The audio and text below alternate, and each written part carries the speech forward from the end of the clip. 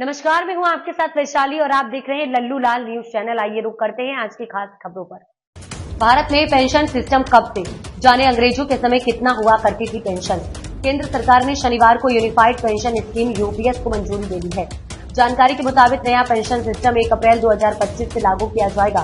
UPS के तहत 25 साल सेवा देने वाले सरकारी कर्मचारी अब सेवानिवृत्ति से पहले अंतिम 12 महीनों में मिले जुल मूल वेतन का 50% पेंशन के रूप में पाने के हकदार होंगे। कर्मचारियों के पास एनपीएस और यूपीएस स्कीम में से किसी एक को चुनने की आजादी होगी। इस बीच आइए जनता है कि भारत में पेंशन दिए जाने का इतिहास कितना पुराना है, अंग्रेजों के समय क्या हाल था।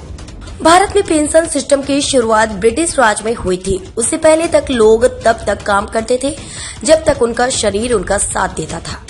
राजा के दरबारियों को कोई पेंशन स्कीम का लाभ नहीं मिलता था। रिपोर्ट के मुताबिक 1881 में पहली बार सरकारी कर्मचारियों को पेंशन लाभ मिला था। Royal commission on civil establishment ने यह पेंशन दी थी। कब और कैसे शुरू हुआ पेंशन सिस्टम? यूनाइटेड किंगडम ने पेंशन सिस्टम 1600 के दशक के अंत में दिखाई दिया था। यूके की सिविल सर्वेंट वेबसाइट के अनुसार पहली सिविल सेवा पेंशन 1684 में दी गई थी।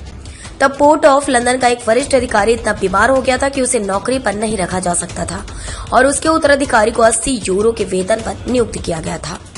उसे इस शर्त पर नियुक्त किया गया था कि इसमें से 40 यूरो का भुगतान उस बीमार वरिष्ठ अधिकारी को किया जाएगा।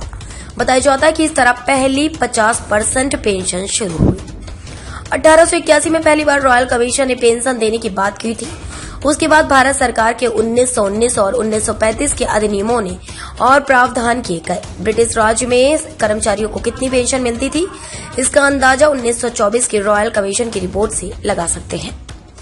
रिपोर्ट में सिफारिश की गई है कि परिषद के सदस्यों की पेंशन 50 यूरो साल के दर से और प्रांतों के राज्यपालों की पेंशन 100 यूरो साल के दर से बढ़नी चाहिए। इस तरह उनकी कुल पेंशन क्रमानुसार 1250 यूरो और 1500 यूरो हो जाएगी। हाईकोर्ट के जज जिन्होंने 11 साल की सर्विस की है और 1200 यूरो की पेंशन दी जाती थी।